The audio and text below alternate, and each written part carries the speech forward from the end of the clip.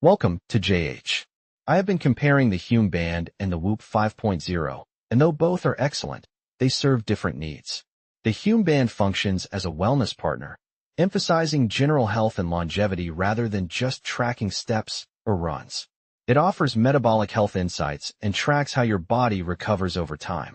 The design is incredibly minimal with no screen, meaning no distracting buzzes, and the battery lasts 5 to 7 days. Plus, no subscription is needed. However, there are reports of connectivity issues or app bugs, and it is not designed for intense workouts or specific running metrics. The Whoop 5.0 is tailored for those who train hard and prioritize performance.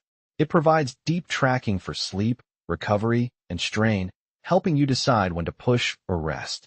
Battery life has reached about 14 days, offering a solid ecosystem for detailed statistics. The drawback is the mandatory subscription for access, and some users find the heart rate or strain data occasionally inaccurate. It is also a larger device that some might find bulky. Choosing between them depends on your priorities.